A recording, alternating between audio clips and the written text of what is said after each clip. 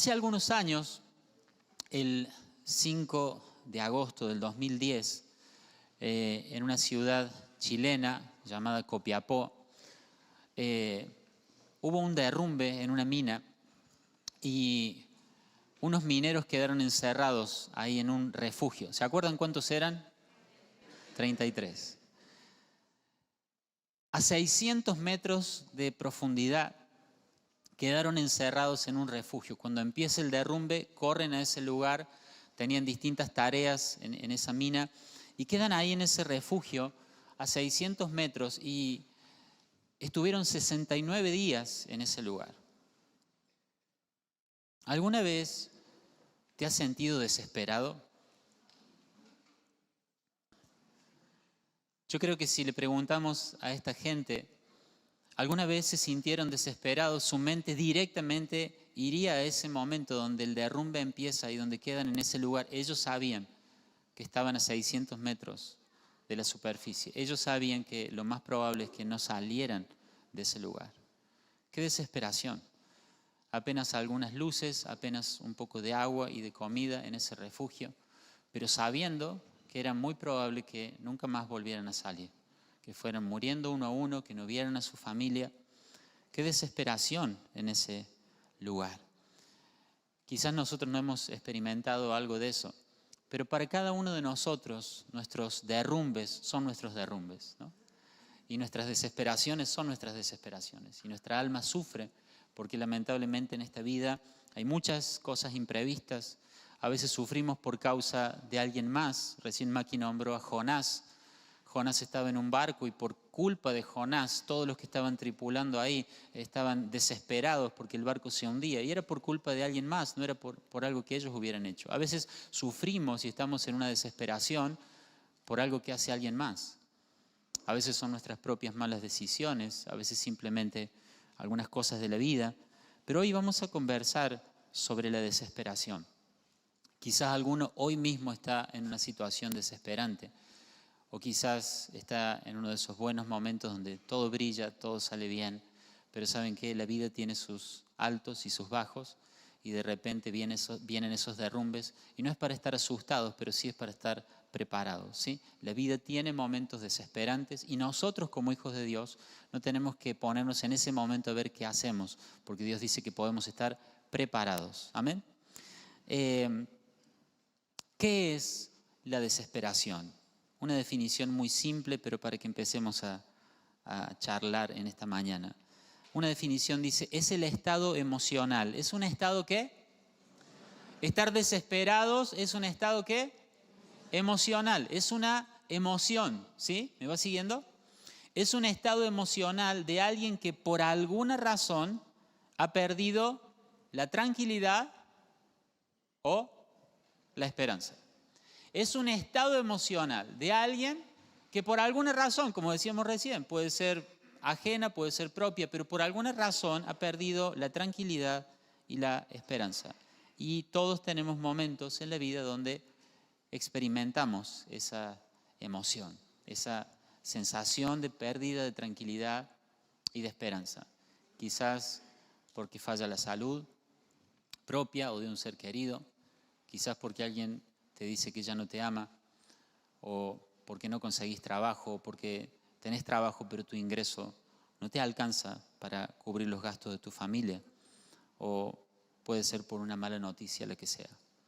Todos estamos expuestos a esos derrumbes y esa sensación de desesperación, a perder la tranquilidad y a sentir que perdemos la esperanza, que ya nada va a volver a ser igual, que ya nada va a volver a tener sabor, que realmente todos los buenos tiempos han quedado en el pasado y que ya no hay nada bueno por delante. Esa es la situación de alguien desesperado. El título del sermón es Una oportunidad en la desesperación.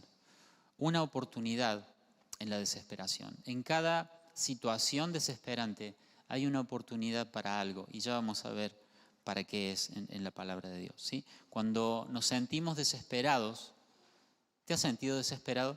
¿Sí? Cuando nos sentimos desesperados, hay una sensación de que no hay nada para hacer, de que no tenemos nada para hacer. que hemos llegado al fin de nosotros mismos. Y ¿saben qué? Cuando nosotros estamos desesperados, hay algo que podemos hacer. Hay algo que no solo podemos hacer, sino que debemos hacer. Y es mantener a Dios en el primer lugar. ¿Hola? La desesperación viene y sentimos no hay nada para hacer. Estamos ahí en el refugio a cientos de metros de la superficie, no sabemos qué va a pasar, no hay nada que podamos hacer. Sí, hay una cosa que podemos y que debemos hacer. Es que en cualquier situación de desesperación que estemos, tenemos que mantener a Dios en el primer lugar. ¿Puede gritar un amén la iglesia?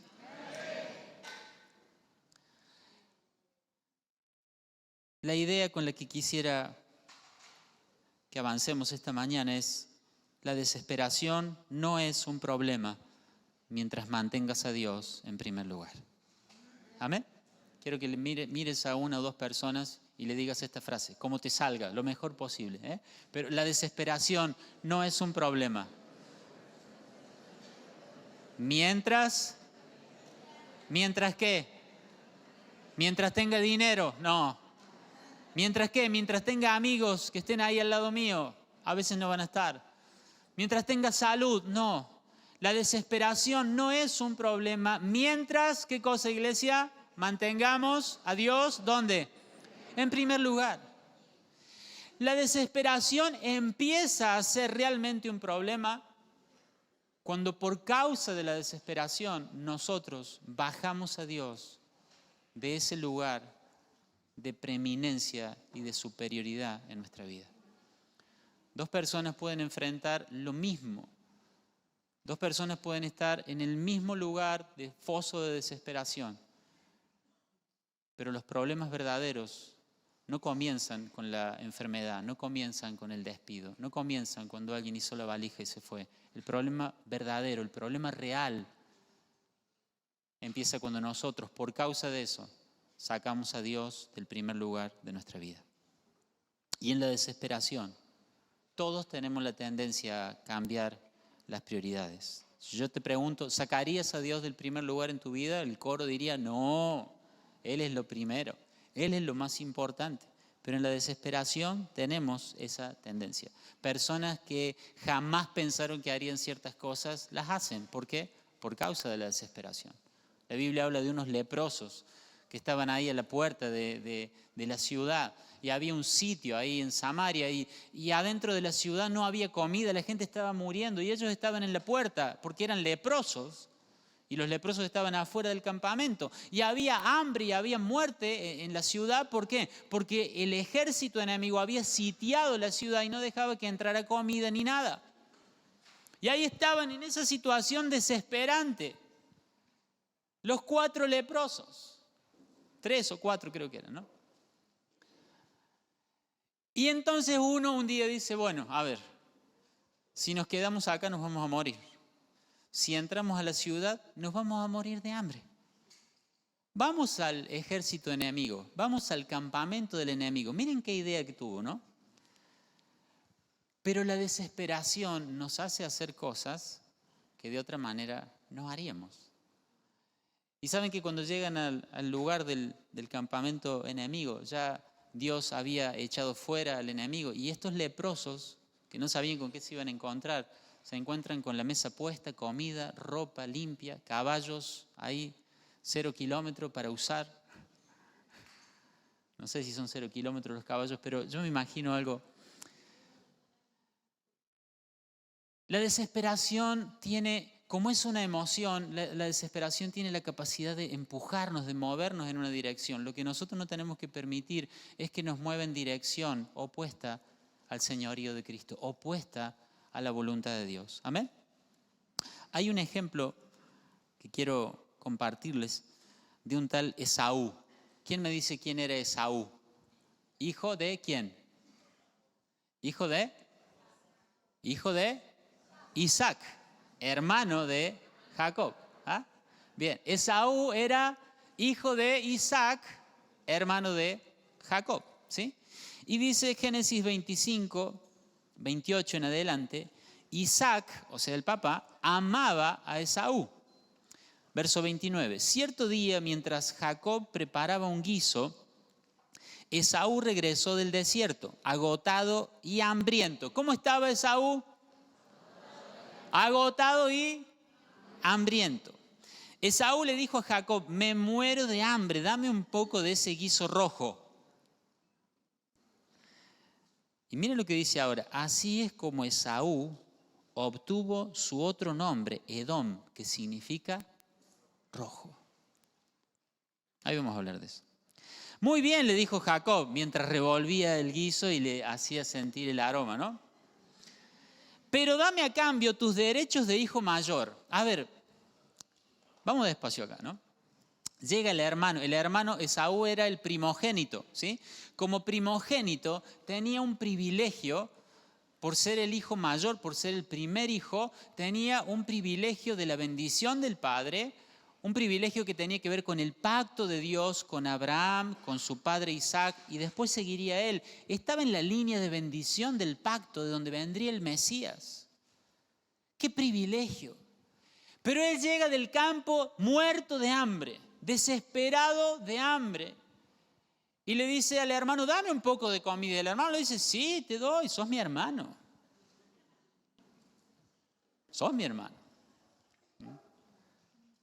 Pero te lo cambio por tu derecho de hijo mayor.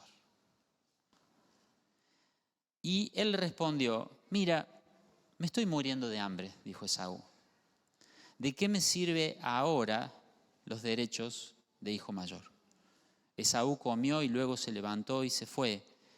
Y el verso 34 dice, así mostró desprecio por sus derechos de hijo mayor. Lo que acaba de hacer él es una locura. Cambiar por un plato de comida sus derechos de primogénito. Cuando ya estaba en la casa, cuando le podía llevar un rato, caminar un poco más y cocinarse algo, comer algo en su casa. Pero a veces la desesperación nos hace olvidarnos de la prioridad de Dios sobre nuestra vida y solo pensamos en nuestros deseos y nuestros apetitos.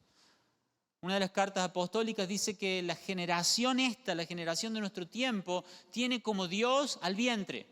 Son gobernados por sus apetitos, son gobernados por lo que ellos mismos desean. Y eso le pasó a Esaú. Dios tiene una relación de pacto con nosotros. Hay promesa de bendición de Dios, hay promesa de pacto. Estamos en el linaje ese mismo de Abraham. Si seguimos Abraham, Isaac, Jacob y podemos seguir, y nosotros dice la Biblia que hemos sido injertados en ese mismo linaje. ¿Amén? ¿Amén, iglesia? Amén. Hay promesa de bendición, de cuidado, de gracia de Dios sobre nosotros. Pero a veces estamos desesperados por cosas temporales y nosotros sacamos a Dios del primer lugar, le sacamos la prioridad a Dios de nuestra vida porque simplemente estamos desesperados por algo. Si sentís alguna clase de desesperación, ahora estás sintiendo desesperación, quizás por la soledad, quizás por una enfermedad, o quizás porque la plata no alcanza, o por lo que alguien ha hecho, o porque no hay ventas, no lo sé. Pero yo quiero decirte algo, desde lo profundo del corazón, no saques a Dios del primer lugar. No saques al Señor del primer lugar. La desesperación tiene ese poder perverso, cuando no lo encaminamos bien, de sacarnos del propósito de Dios, porque vamos detrás de una simple comida. Dios no nos va a dejar de amar, Dios no nos va a dejar de cuidar, pero si nosotros perdemos estar en el centro del plan de Dios. Hermanos, si estás desesperado, si están desesperados, un consejo de parte mía, no se apuren. ¿Algo más espiritual quieren? No tengo. No, pero pensé que no te apures. Si Esaú hubiera dicho, déjamelo pensar un ratito, se hubiera dado cuenta que era una locura lo que estaba haciendo, si hubiera pensado un poco en lo que estaba por hacer, no lo hubiera hecho.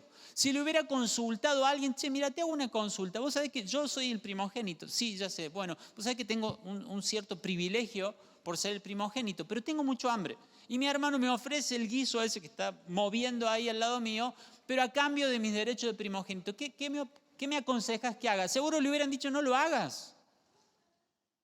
¿Estás desesperado? No te apures. No te apures en empezar esa relación, no te apures en terminar esa relación, no te apures en irte de tu casa, no te apures en moverte, no te apures en tener esa conversación, no te apures. Si estás desesperado, no te apures. Si estás desesperado, busca la guía de Dios y pregúntale, Señor, en mi desesperación, hacer esto significa sacarte del primer lugar. Porque muchas veces la desesperación nos ciega y nosotros ahora con el diario del lunes, como decimos, podemos decir, ¡oye, Esaú! ¡Qué tonto! Pero ¿cuántas veces nosotros en nuestra desesperación hemos hecho cosas así? Hemos tomado decisiones tontas. ¿Por qué? Porque no nos hemos detenido un momento para ver a dónde nos lleva esa decisión. Si hubiera pensado, si hubiera preguntado, seguro que no lo hubiera hecho. No te apures. Puede ser que lo que estás viviendo te parezca insoportable. ¿No sentimos eso cuando estamos desesperados? Decimos, no aguanto más. No, pero me quiero ir. No, es que no aguanto más. ¿No sentimos eso como que es insoportable la situación?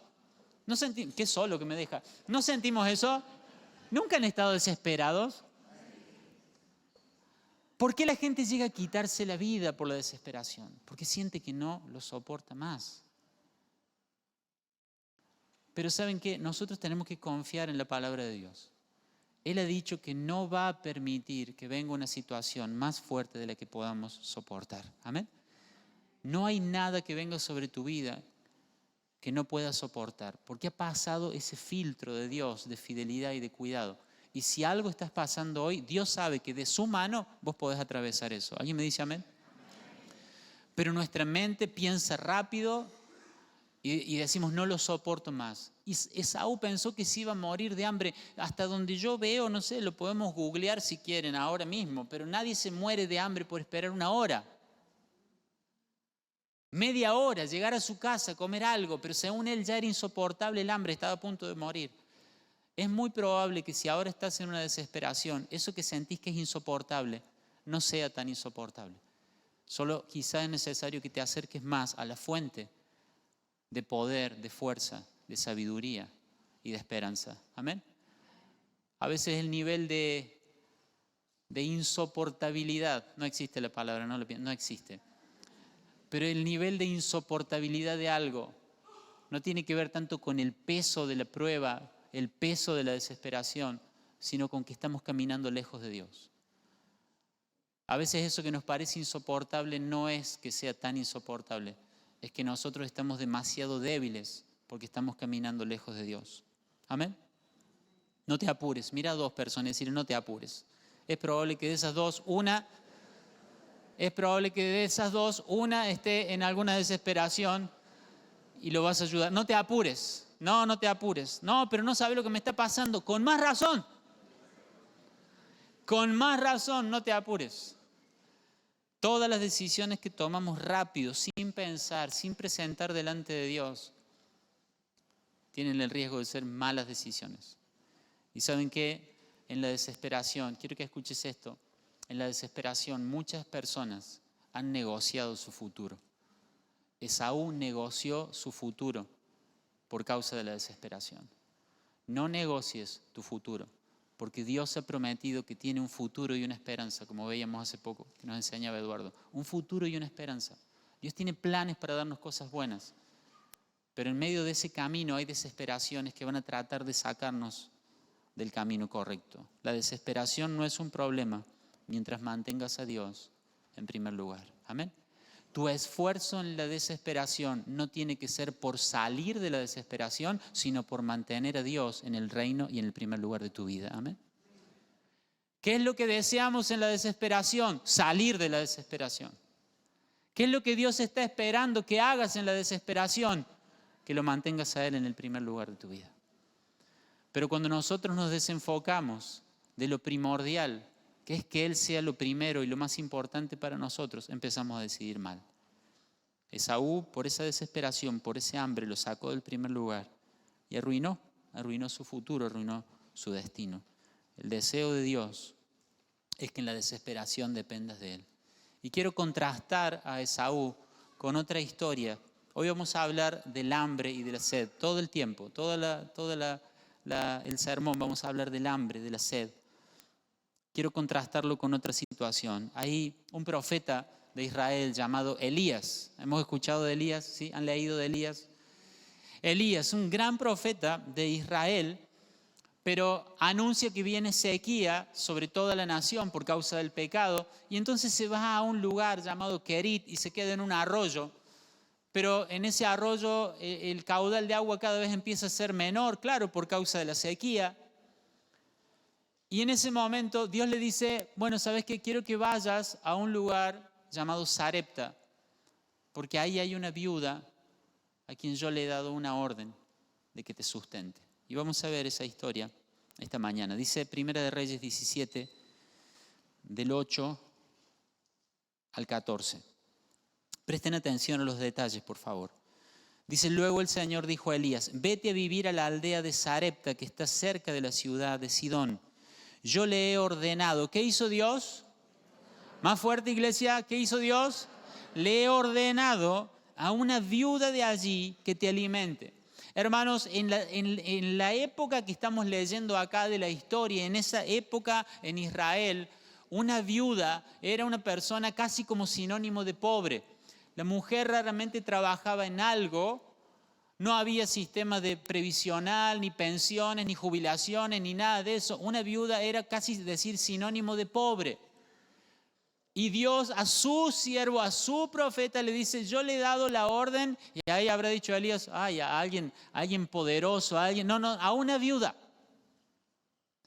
para que te alimente. Elías se dirigió a Sarepta. Se iba frotando las manos a Elías. Dice, ¿qué voy a esperar ahí? Y cuando llegó a las puertas del pueblo, vio a una viuda juntando leña y le dijo, por favor, ¿podrías traerme un poco de agua en una taza? Mientras ella iba a buscarle el agua, la llamó y le dijo, también tráeme un bocado de pan. Pero ella respondió, le juro por el Señor su Dios, que no tengo ni un pedazo de pan en la casa. Escuchen, solo me queda un puñado de harina en el frasco y un poquito de aceite en el fondo del jarro. Estaba juntando algo de leña para preparar una última comida. Después mi hijo y yo moriremos. Entonces Elías le dijo, no tengas miedo. ¿Qué dijo Elías? No tengas miedo.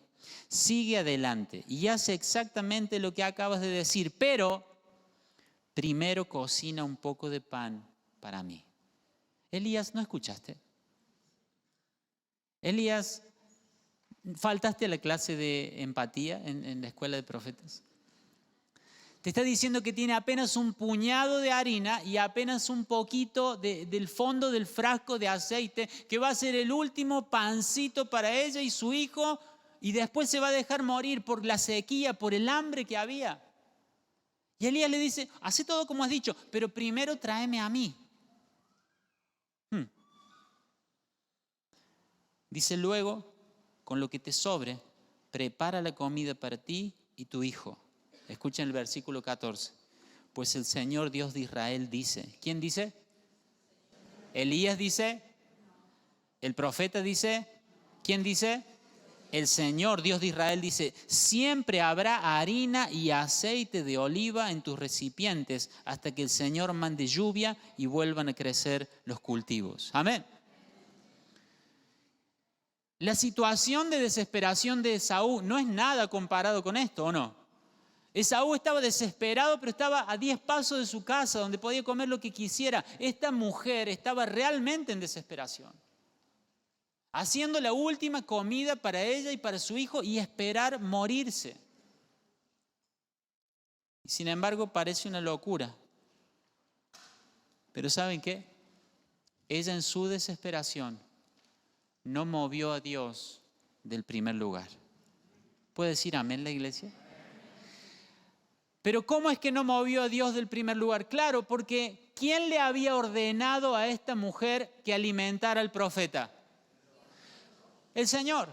Cuando el profeta dice, escucha a Dios, Dios le dice, quiero que vayas a Sarepta. Porque en Sarepta ya le he dado la orden a una viuda de que alimente a mi profeta. Entonces esta mujer, en algún momento, Dios no miente, si dice, ya le dije a la mujer viuda que te alimente, Dios ya se lo había dicho. No sabemos si fue un sueño, si fue una visión, si fue una impresión espiritual de ella, pero ella había recibido una orden clara de Dios de alimentar al profeta. Y cuando el profeta llega, ella en su desesperación se encuentra con el último poquito de comida y se encuentra con la orden dada por Dios. Parece una locura, es lo último que te queda. ¿Y vas a sacar de eso para darle primero al profeta? No era por darle primero al profeta, era por obedecer a Dios. Era porque en medio de su hambre y de su desesperación, ella no estaba dispuesta a sacar a Dios del primer lugar. Y dice, el Señor ha dicho, siempre habrá harina y aceite de oliva en tus recipientes. ¿Saben? En esa desesperación, ella obedeció a Dios. ¿Pero saben qué? Obedeció a Dios porque había una palabra de Dios. Había una promesa de Dios. El aceite y la harina no van a faltar en tus recipientes. No había hecho algo simplemente a ciegas, no había hecho algo a la deriva. Lo que ella hizo, lo hizo poniendo su confianza ¿en qué? En la palabra de Dios, en la promesa de Dios, de que aunque ella se quedara sin nada en ese instante, cuando fuera de nuevo a la vasija habría harina y cuando fuera de nuevo al frasco habría aceite, porque puso su confianza en la promesa de Dios. En la desesperación nosotros necesitamos dejar de ver la vasija vacía, dejar de ver el frasco vacío y empezar a ver en la palabra de Dios las promesas, porque la vasija está vacía, el frasco está vacío, pero este libro está lleno de promesas de fidelidad de Dios. Y dice el verso 15, así que ella hizo lo que Elías le dijo, y ella y su familia y Elías comieron durante muchos días. Siempre, decí conmigo siempre. ¿Cuándo? Siempre había suficiente harina y aceite de oliva en los recipientes, tal como el Señor lo había prometido por medio de Elías. Si alguien le preguntara a esta mujer, ¿qué lección te dejó la desesperación? ¿Qué aprendiste de esa época de tu vida en la que fuiste a buscar esos troncos de leña pensando en que ibas a cocinar lo último? ¿Qué lección te deja esa época, ese día de desesperación? Que la desesperación no es un problema mientras mantengas a Dios en el primer lugar. Amén. ¿Qué es lo que hubiera matado de hambre a esa mujer y a su familia? No era la falta de comida, no era la desesperación, era el haber sacado a Dios del primer lugar. Y hermanos, lo que nos daña no es la enfermedad, lo que nos daña no es la escasez económica, lo que nos daña no es el problema que ven nuestros ojos, lo que nos daña es sacar al Señor del lugar de honor y del primer lugar en nuestra vida. Nada nos daña tanto como sacar a Dios del primer lugar. Por más que en tu mente parezca que mantener a Dios en primer lugar te va a causar un perjuicio, te va a causar una pérdida, es una locura. La experiencia de esta mujer de Sarepta nos dice a nosotros que lo que realmente mata, lo que realmente hace daño en la desesperación, no es lo que ven nuestros ojos, sino sacar al Señor del primer lugar. Amén. Lo que vemos como desesperante a veces es Dios llevándonos al final de nuestros propios recursos para enseñarnos lo que necesitamos a Él. ¿Me sigue? A veces lo que nosotros vemos, esto es desesperante, sí es desesperante, pero ¿saben qué? Detrás de eso es Dios llevándonos al límite. ¿Por qué Dios no le dio la orden antes a Elías? ¿Por qué Dios no le ordenó unos días antes a Elías que fuera a Sarepta cuando todavía tenía un poco más esa viuda para ofrecer? ¿Por qué Dios espera que esa viuda llegue al límite, al final de sus recursos, para venir a Elías y decir, bueno, ahora es tiempo de que obedezcas a Dios y me hagas a mí primero? ¿Por qué Dios lleva a ese límite? Porque a veces Dios nos lleva al final de nuestros recursos para que nos demos cuenta de que lo que realmente necesitamos es a Él. Amén, iglesia. Él nos lleva al final de nuestros recursos. Él nos lleva al final de nuestras fuerzas. ¿Te has encontrado en ese lugar a veces? Gracias, hermano. ¿Te has encontrado en ese lugar donde decís, yo ya no puedo más? Y saben que lo que hace Dios cuando nos lleva al final ahí de nuestros recursos es mostrarnos algo que siempre fue la realidad. Cuando decimos, yo ya no puedo más, nunca pudiste. No, ahora como no tengo trabajo, ahora no sé de qué me voy a sustentar. Nunca te sustentaste vos. Nunca fue tu trabajo. Llegar al final lo que hace no es, ahora me quedé sin. No, quedarnos sin. Llegar al final, llegar al límite, al fondo del frasco, lo único que hace es revelar algo que siempre fue realidad, que dependimos de Él. Nunca fue tu fuerza. Nunca fue tu salud, nunca fueron tus ahorros, nunca fue tu estudio. Siempre fue una mano fiel y poderosa que te sustentó y te proveyó todo lo que necesitabas. Él nos hace llegar al final para darnos una lección. Dice Deuteronomio 8, verso 3, hablando del Señor al pueblo de Israel en el desierto. Te humilló Dios a su pueblo. ¿Están escuchando, no? Dios a su propio pueblo. Dice Moisés, Dios te humilló, ¿sí? Permitiendo que pasaras, ¿qué cosa? Hambre. Dios permitiendo que pasaras hambre. Y dice, y luego alimentándote con maná. Un alimento que ni tú ni tus antepasados conocían hasta este momento. Y escuche lo que dice ahora. Lo hizo para enseñarte que la gente no vive solo de pan, sino que vivimos de cada palabra que sale de la boca del Señor. ¡Aleluya! Dice, Dios te llevó a ese límite donde ya no te quedó nada y te hizo pasar hambre. Experimentaron el hambre en el desierto, donde no pueden hacer nada, donde no pueden cultivar, con ancianos, con niños, con gente que estaba en dificultades. Una población de 2 millones de personas en el desierto. A veces vemos las películas y son 300. No, eran 2 millones de personas. Eran más de 600.000 hombres, más las mujeres, los niños, los ancianos. 2 millones de personas en el desierto sin comida. ¿Y qué hicieron en ese momento? Tuvieron que levantar la mirada al cielo. Y dice, te llevó al límite, te hizo experimentar el hambre. ¿Para qué? Para después alimentarte con un pan del cielo. Y dice, ¿por qué lo hizo? Lo hizo para enseñarte, para darte una lección de dependencia. Te llevó al límite para darte una lección de dependencia, para que sepas que el que te sustenta y el que te alimenta y el que te sostiene cada día de tu vida es Dios. Amén, iglesia. Te dio este pan que vos no conocías. Y dice, para que sepas que la gente no solo vive de pan, sino de la palabra que sale de la boca del Señor.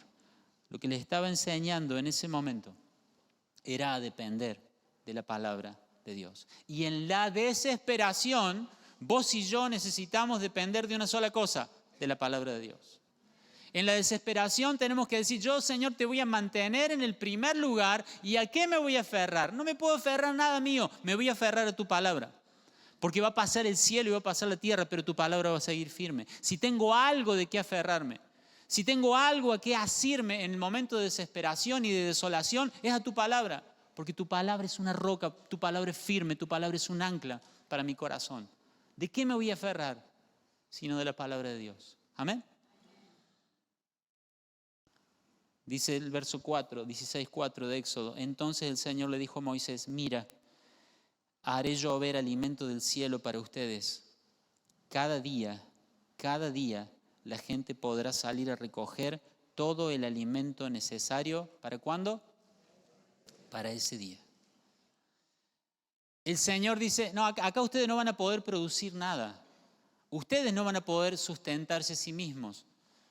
Y yo les voy a mandar el alimento cada día. Señor, ¿no nos podés dar, para estar tranquilo, lo del mes?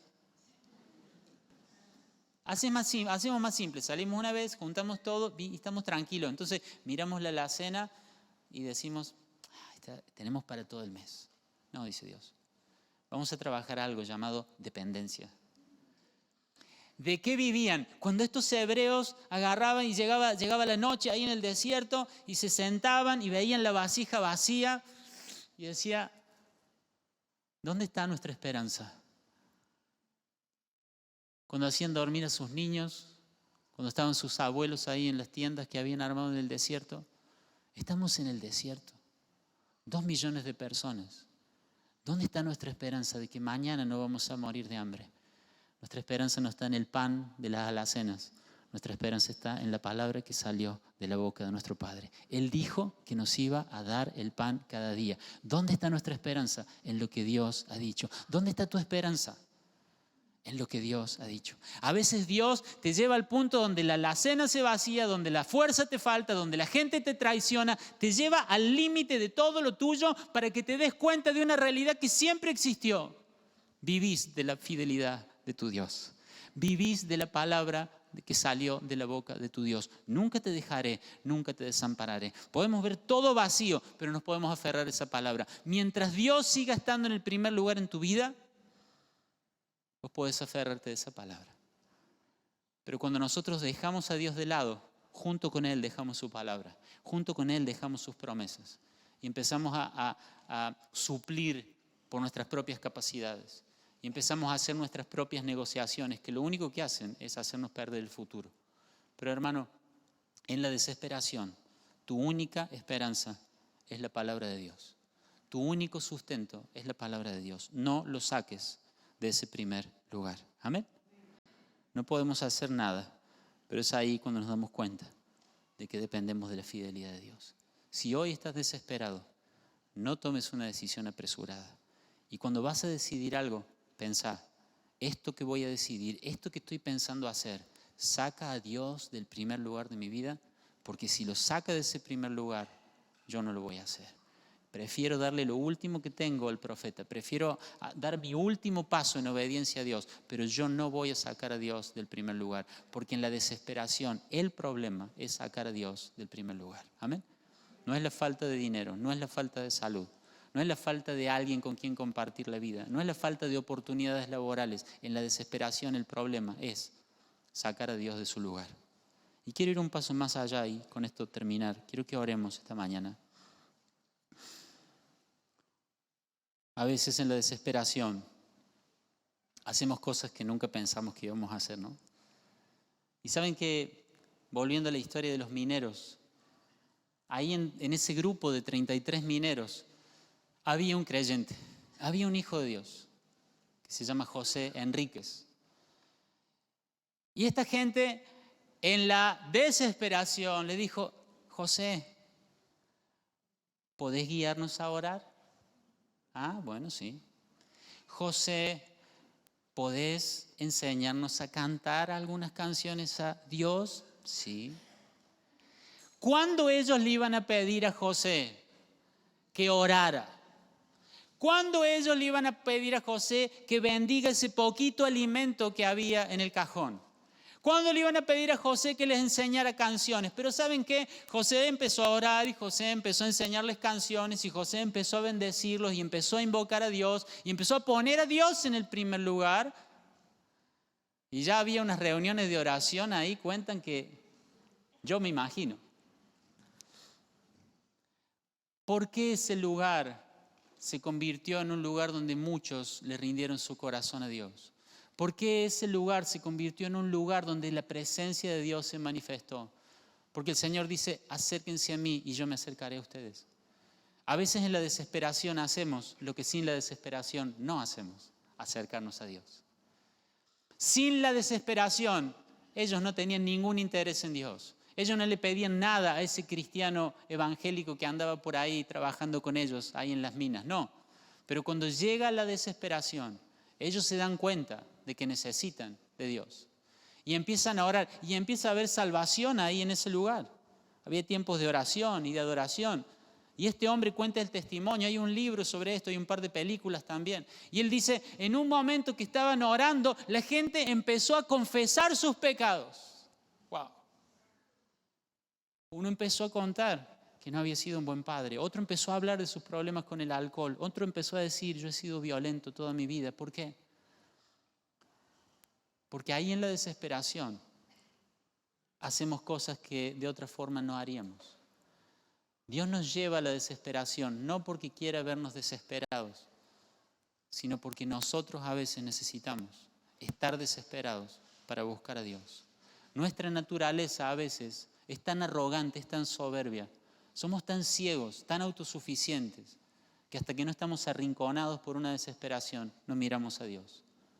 Pero en ese lugar de desesperación muchos empezaron a buscar al Señor, porque la desesperación también es una oportunidad. Ahora, quiero preguntarte algo. Antes del derrumbe, antes de ese día de agosto del 2010, antes de ese día, ¿ellos tenían menos necesidad de Dios? Pregunta.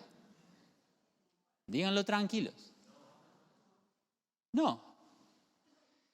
¿Necesitaban menos a Dios cuando el día anterior estaban tranquilos trabajando en la mina y hablando de sus proyectos y de sus cosas y escuchando sus canciones?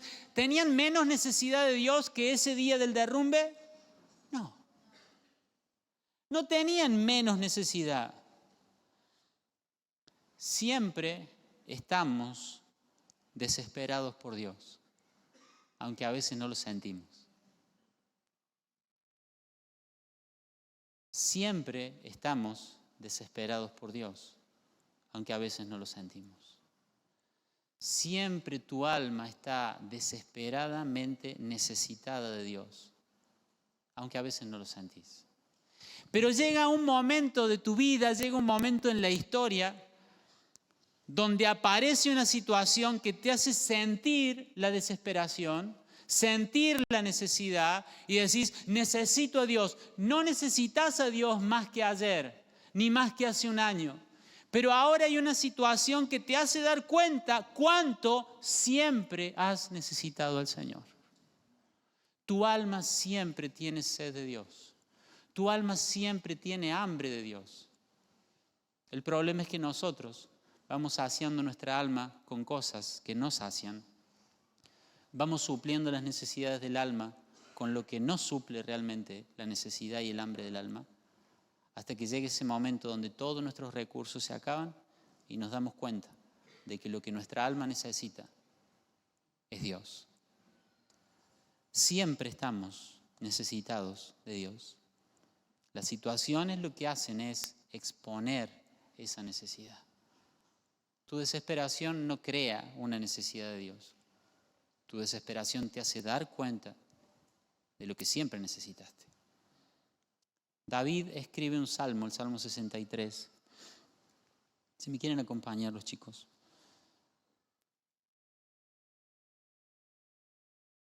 Dice el versículo 1, oh Dios, tú eres mi Dios. De todo corazón te busco. Escuchen esto. Mi alma tiene sed, ¿de qué cosa? ¿De qué cosa tiene sed el alma del salmista? De Dios. Amén.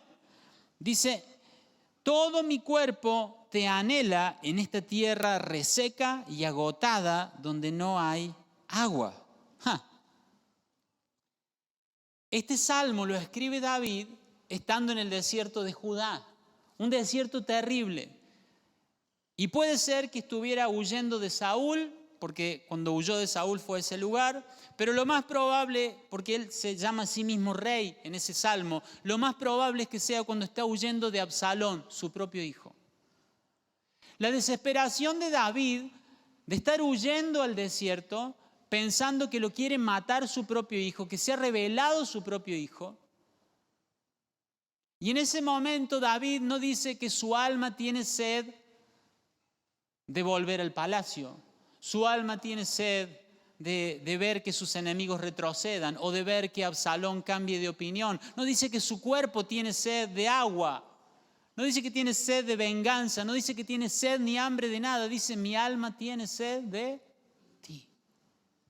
En este desierto agobiante en el que estoy, mi alma tiene sed de ti. Lo que quiero no es volver a mi trono. Lo que quiero no es que la gente me vuelva a saludar con honor en las calles. Lo que quiero no es volver a los tiempos de felicidad de hace un tiempo atrás. En esta situación desesperante, mi alma tiene sed de ti. Así ora una persona que en su desesperación no saca a Dios del primer lugar. Amén. ¿Y cómo llegó David a darse cuenta de que lo que su alma necesita realmente es Dios? ¿Cómo llega David en esa desesperación a no desear las otras cosas que quizá cualquiera de nosotros desearíamos? ¿Cómo es que David en esa desesperación desea a Dios más que a otra cosa? Dice el versículo siguiente, te he visto. ¿Alguien está entendiendo esta palabra? En la desesperación, David está por encima de todo desesperado por Dios. Dice, yo sé que lo que necesito no es sentarme en ese trono. Yo sé que lo que necesito no es que la gente de mi alrededor me ame, me quiera y sea leal. Yo sé que lo que necesito es a Dios. Porque en el santuario yo te he visto. Y cuando nosotros en intimidad con Dios lo vemos a Él, nos damos cuenta de que Él es todo lo que necesitamos.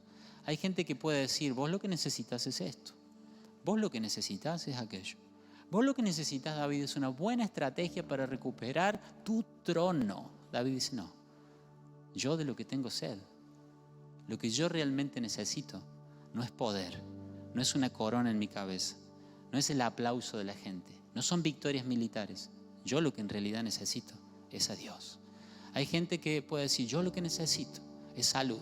Yo lo que necesito es la puerta laboral. Yo lo que necesito es alguien con quien compartir mi vida. Yo lo que necesito... No. Lo que realmente tu alma necesita es a Dios. Amén. Te he visto en tu santuario y he contemplado tu poder y tu gloria. Ponete de pie, por favor, mientras leo esto. Tu amor inagotable es mejor que la vida. David llegó a probar el amor de Dios de tal forma que dice, tu amor, sentir tu amor, para mí es mejor que la vida. Absalón lo perseguía para matar. ¿Qué es lo que necesita David más que nada? Y la vida. Y ser defendido de su enemigo. No, David dice, para mí, lo más importante, lo mejor, decí conmigo bien fuerte, lo mejor. Lo mejor. En la desesperación nos olvidamos de lo mejor. En la desesperación nos parece que lo mejor es que la desesperación termine. Pero David dice, para mí, es mejor tu amor que estar vivo. ¿Cuánto te alabo? Te alabaré mientras viva. A ti levantaré mis manos en oración. Y acá viene un golpe de nuevo espiritual, un tesoro de riqueza espiritual en la pluma de David. Dice, tú me satisfaces más que un suculento banquete. ¿De qué tenía hambre David en el desierto? De Dios. No quería volver al palacio y disfrutar los banquetes que todo rey disfrutaba cada día. Dice, no. Yo tengo sed de una cosa. Yo tengo sed del Dios vivo. Yo tengo hambre de algo. No se me antoja lo que comía cuando estaba en el palacio. Yo tengo hambre de Dios. Tú me satisfaces más que un suculento banquete. Te alabaré con cánticos de alegría. ¿Quién puede tener alegría en un tiempo de desesperación como el que vive David? Solamente alguien que mantiene a Dios en el primer lugar. Cuando la alegría se va, tenemos que pensar si no hemos sacado al Señor del primer lugar. Porque cuando Él es lo primero y lo más importante, el gozo del Señor, la paz del Señor, la alegría de saber que Él está con nosotros en nuestra desesperación, no se puede borrar. Recostado me quedo despierto pensando y meditando en ti durante la noche. ¿Qué pensamos cuando estamos desesperados? Yo le puedo hablar de mí. Total, estamos acá nomás. Cuando me siento desesperado, apoyo la cabeza en la almohada y empiezo a pensar en el problema. Empiezo a pensar en la puerta cerrada. Empiezo a pensar cómo me van a encontrar en este refugio a 600 metros de profundidad. ¿Cómo voy a salir de acá? Ya sé lo que voy a hacer. Voy a hacer... No, David dice, me acuesto y no pienso en el que me persigue. Me acuesto y no pienso en qué va a decir la gente de que mi hijo me está persiguiendo. Me acuesto y no pienso en dónde quedaron esos cantos, esas alabanzas para mí como rey, el gran rey de Israel. No pienso en mi reputación, no pienso en mi nombre, no pienso en cómo va a terminar esta historia. Dice, me acuesto, dice, y me quedo despierto. Pero miren, el desvelo de David no es el desvelo del problema, es el desvelo de la hermosura de Dios. Me quedo despierto pensando y meditando en ti durante la noche. Yo creo que David se debe haber levantado. Le decía, David, nos tenemos que levantar. No dormí nada todavía. Pero David, tenés una cara como si hubieras dormido 3 días seguidos. No tenés ojeras, no estás pálido, no estás demacrado. Porque dice, me quedo despierto pensando en ti. Cuando nosotros en la desesperación lo ponemos a Él primero, vamos a apoyar la cabeza en la almohada y si no podemos dormir, será porque estamos pensando en Él. Yo te digo esta palabra, no sé si alguien quiere creerlo, porque Dios no hace acepción de personas. No, pero este era el rey David. Nosotros somos hijos de Dios. Y Dios no distingue entre una persona y otra. Dios se muestra a aquel que lo busca de corazón. Y si vos en tu desesperación decís, Señor, me queda lo último de fuerza, me queda lo último de plata, me queda lo último de salud, pero que no me faltes vos. Se acaba la harina, se acaba la salud, se acaba la gente, se acaba esto, se acaban todas las esperanzas humanas, pero que no me faltes vos. Porque ha pasado el tiempo, he caminado tanto y me he dado cuenta de que lo que mi alma necesita solamente sos vos. Te he mirado tan hermoso, te he visto tan fiel. Me has suplido tanto tu amor en mi necesidad que me doy cuenta que lo que necesito solamente sos vos. Pero eso pasa en el santuario. Eso pasa en la comunión con Dios. Y nos empezamos a desvelar porque el amor de Dios y la hermosura de Dios es tan grande.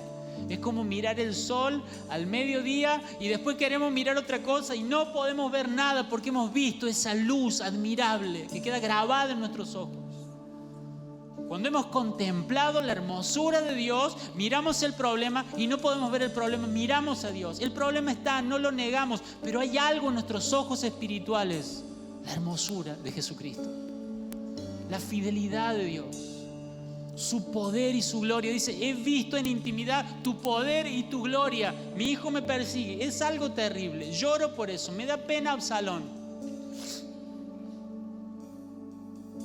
Pero mi alma no necesita un trono, mi alma solo tiene sed del Dios vivo. Como eres mi ayudador, canto de alegría a la sombra de tus alas. Me aferro a ti, tu fuerte mano derecha me mantiene seguro. Cuando estamos desesperados, podemos llegar a hacer cualquier cosa que no nos imaginábamos hacer. Ahí aparecen en la Biblia unos 4 amigos de un paralítico y nunca se imaginaron subirlo arriba de un techo. Pero la desesperación tiene que estar cara a cara con Jesús. Tiene que estar al lado de Jesús. Y cuando lo suben al techo, ¿y ahora qué hacemos? Bueno, hay que romper. Nunca se imaginaron romper el techo. Nunca se imaginaron interrumpir. Gracias. Nunca se imaginaron interrumpir una reunión. Pero la desesperación nos hace hacer cosas que normalmente no hacemos. Quizás alguno de los que está acá hoy dice: yo nunca voy a ir a una iglesia. Eso que el domingo, en lugar de hacer lo que hace la gente normal, lavar el auto, cortar el césped, van ahí a ese lugar y saltan y cantan, y algunos lloran y se arrodillan. Yo nunca voy a ir ahí, y hoy estás acá. Gloria a Dios. O dijiste: yo nunca voy a volver a la iglesia, pero hoy estás acá. Porque la desesperación es una oportunidad. Y la desesperación, por encima de todas las cosas, no es una oportunidad para crecer personalmente, no es una oportunidad para corregir cosas viejas. Principalmente la desesperación es una oportunidad para poner al Señor en el primer lugar de tu vida. Si la desesperación que estás pasando sirve para poner a Cristo como el Señor y Supremo de tu vida, entonces es más que una desesperación, es una oportunidad. Y quizás Él ya es lo número uno, quizás ya es la prioridad en tu vida. Esta desesperación que estás pasando es para que lo confirmes en ese lugar, para que, como aquella viuda de Sarepta, digas: yo voy a mantener a Dios en el primer lugar. Se acabará la harina, se acabará el aceite, yo confío en la palabra de Dios. No confío en mis depósitos, no confío en mis capacidades ni en mis cosas. Yo confío en que si Él está en el primer lugar de mi vida, Él va a cumplir su propósito con mi vida. Amén. Quiero que inclines tu rostro un momento.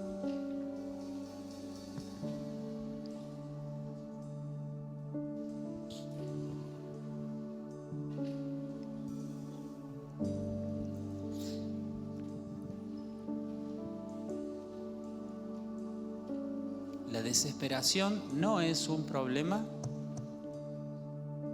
mientras Dios sigue estando en el primer lugar de tu vida.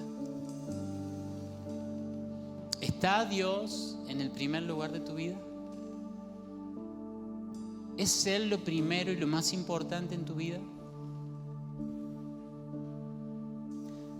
La desesperación de Esaú, lo único que hizo fue revelar su corazón. Él, dice la Biblia, que mostró su desprecio por su derecho de hijo mayor en la desesperación. Nosotros necesitamos, antes de que llegue la desesperación, valorar lo que significa que Él sea nuestro Dios, que Él sea nuestro Señor. Porque en la desesperación se muestra aquello que valoramos y aquello que despreciamos. Y quizás hoy no estás en un momento de desesperación, pero yo quiero animarte desde lo más profundo de mi corazón a que digas: Señor, hoy no estoy en un momento de desesperación, pero entiendo que ese momento puede llegar. El hambre puede aparecer, la sed puede aparecer, la mala noticia puede llegar. Señor, hoy yo quiero decir que vos sos lo primero y lo más importante en mi vida. Hoy quiero estar en ese santuario. Hoy quiero estar en tu presencia. Hoy quiero ver tu gloria, quiero ver tu poder, quiero ver tu hermosura. Quiero experimentar tu amor para que si mañana tengo que estar en un escenario de desesperación y desierto, yo diga: mi alma tiene sed del Dios vivo. Mi carne anhela sentir el amor de Dios. No estoy deseando simplemente salir del problema. Yo anhelo a Dios.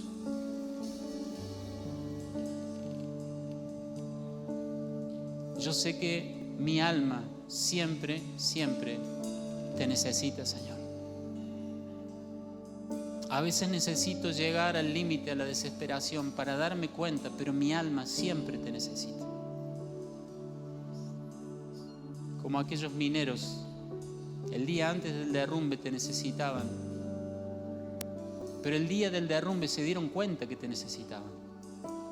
Así yo te necesito hoy, Señor. Aunque todo parezca que está bien, aunque todo parece estar girando sobre su eje, yo hoy te necesito, Señor.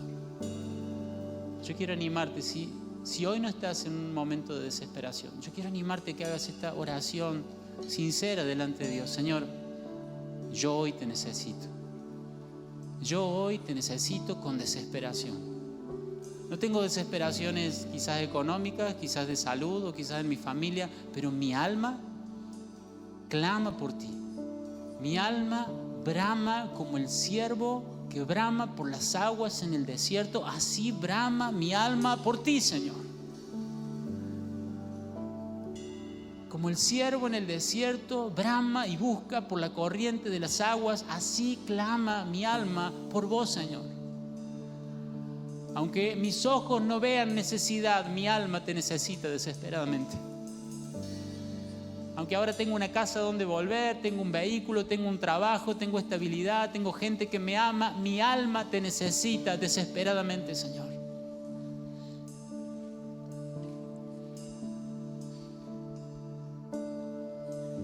Que puedas ahora, delante del Señor, poder contemplar su gloria y su poder. Y puedas ver ese amor que es mejor que la vida. Que puedas tener una revelación de la grandeza y del amor y de la sabiduría y de la fidelidad de Dios ahora, para que cuando la desesperación llegue, vos digas: yo por nada de este mundo voy a sacar a mi Señor del primer lugar de mi vida. Ya he visto lo suficiente. Ya he probado y he visto tu grandeza y tu amor. No te voy a sacar del primer lugar de mi vida, para nada. Porque tu amor es mejor que la vida. Porque tu misericordia es mejor que la vida. Y para aquellos que están en desesperación en medio nuestro, yo quiero animarte que puedas tomar una decisión en esta mañana. Señor, yo quiero que en medio de mi desesperación vos sigas teniendo el primer lugar. Quizás alguien acá tenga que pedir perdón a Dios porque en su desesperación ha mirado otras cosas, en su desesperación se ha aferrado a otras cosas. Pero hoy podés pedirle perdón al Señor y decir: Señor, yo hoy en mi desesperación, yo declaro, yo confieso que deseo que vos sigas siendo lo primero y lo más importante en mi vida. Quiero pedirte que ores. Vamos a estar adorando al Señor un momento. La desesperación no es el problema. Jamás fue el problema. El problema siempre es sacar a Dios del primer lugar. Y el enemigo quiere usar la desesperación como una oportunidad para que lo saques al Señor del primer lugar de tu corazón. Pero Dios quiere usar la desesperación para que confirmes y para que pruebes que lo mejor que puedes hacer es tenerlo a Él como tu Dios y como tu Señor. Padre, te damos gracias. Gracias en esta mañana, Señor. Gracias por ser un Dios tan grande, un Dios tan fiel. Gracias por tus promesas, Señor. Gracias porque, aunque a veces nos olvidamos de ellas, siguen siendo fieles, Señor. Siguen estando ahí. Gracias porque no te olvidas de ninguna de tus promesas, ninguna de tus palabras que has dicho han quedado en el olvido. Señor, gracias por tu fidelidad. Hoy como pueblo queremos orar por ojos abiertos, acá en tu casa. Ojos abiertos para ver tu grandeza, para ver tu gloria, tu poder, tu amor. Porque entendemos, Señor, vamos entendiendo cada vez un poquito más que cuando te vemos y que cuando te contemplamos, no te queremos cambiar por nada de este mundo, Señor. Señor, mostranos tu hermosura, mostranos tu gloria, mostranos tu poder, mostranos tu belleza, Señor. Para que no sea repetir un salmo, sino que sean las canciones de nuestro propio corazón. Tu amor inagotable para mí es mejor que la vida. Para que no sea solo un salmo y pueda decir, aún en mi desesperación me acuesto y no me puedo dormir pensando en la hermosura de mi Dios. Señor, sos tan grande, sos tan bueno, sos tan fiel. Qué necios que somos en nuestra desesperación de darte la espalda, Señor. Pero hoy nos volvemos a vos de todo corazón. Hoy nos acercamos a vos de todo corazón. Queremos que tengas el primer lugar, Señor.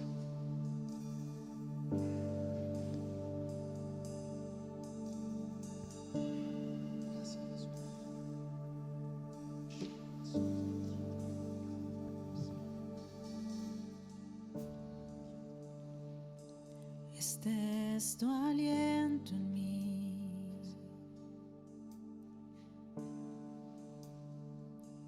Este es tu aliento en mí. Tu presencia santa, viviendo en mí.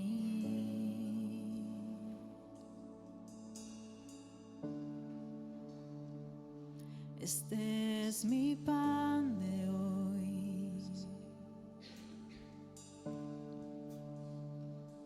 Este es mi pan de hoy.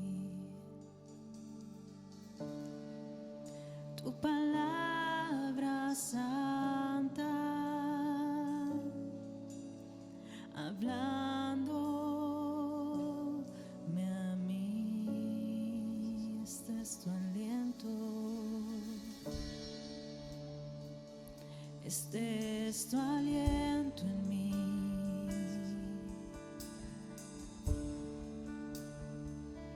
Este es tu aliento en mí.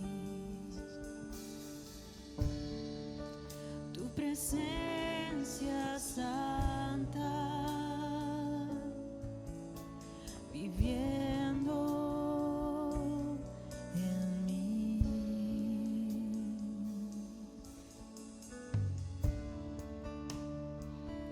Este es mi pan de hoy.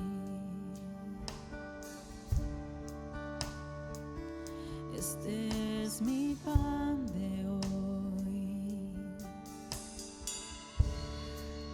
Tu palabra santa, hablándome a mí. Estoy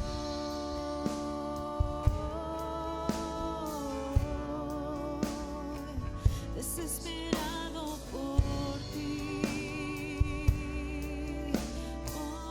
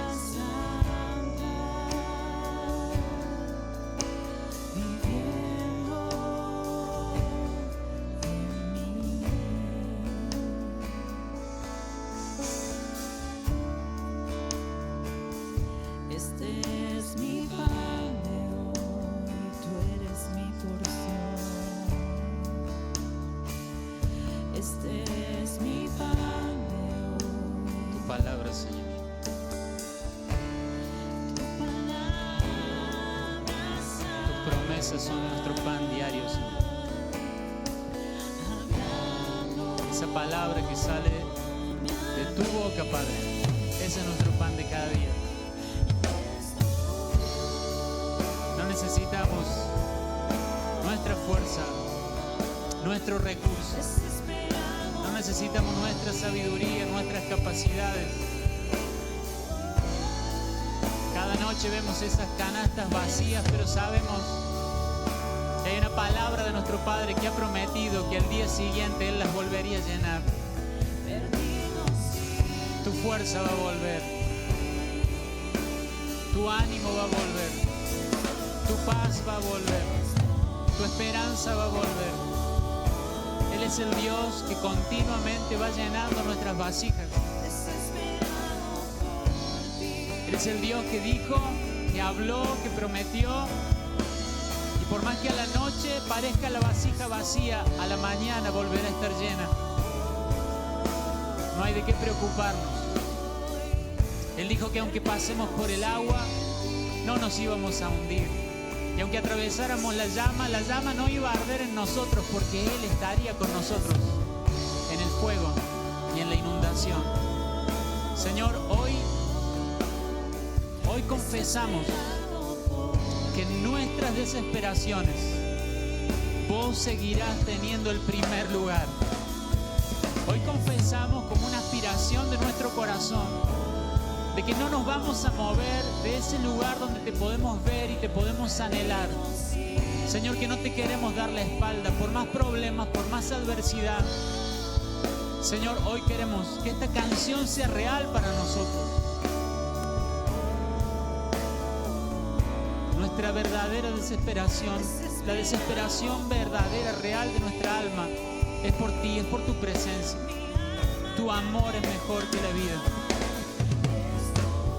Tu poder, tu gloria, tu gracia es lo que necesita ver nuestra alma, Señor. Hoy renunciamos a nuestra autosuficiencia y decimos como ahí, como Israel en el desierto, Señor, confiamos. Decimos como aquella viuda de Sarepta, yo confío que cada día la vasija se va a llenar.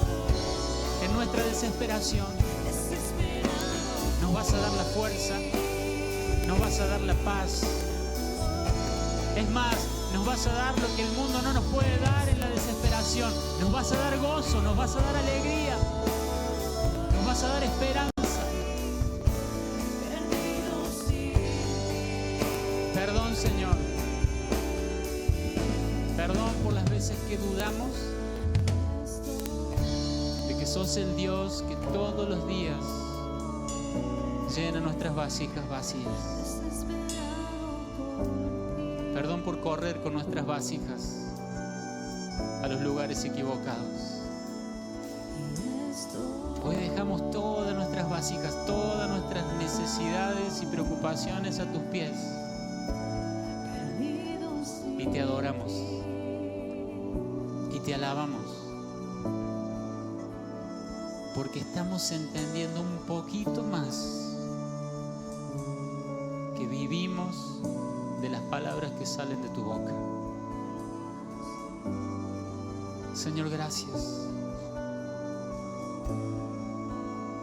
Gracias porque la desesperación real de nuestra alma sos vos, y por gracia vos te has acercado a nosotros. Por gracia nos has ofrecido saciarnos de tu bien. Nos has invitado a venir a ti para encontrar descanso.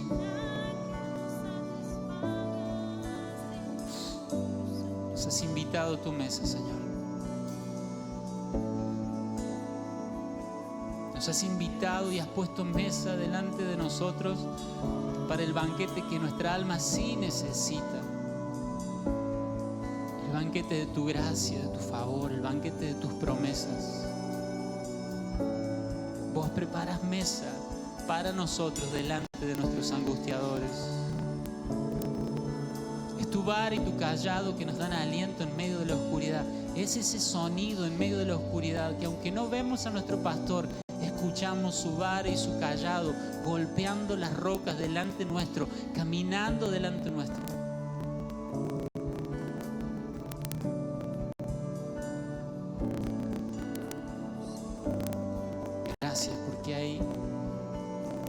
banquete de paz, de fortaleza, de seguridad, de gozo, de esperanza que vos preparás para nosotros, que no merecemos nada, pero que tomamos una decisión en nuestro valle de sombra y de muerte. Vamos a seguir caminando detrás de nuestro buen pastor. En medio de nuestra adversidad no nos vamos a mover de adorar a nuestro Dios y Señor. En medio de la tormenta y de la tempestad no vamos a correr a otra roca, porque tenemos un solo Dios, un solo Señor, porque tenemos uno solo en quien ponemos toda nuestra esperanza. Desesperado por ti. Ayúdanos, Señor. Te damos tantas gracias, Señor. Tantas gracias, Señor.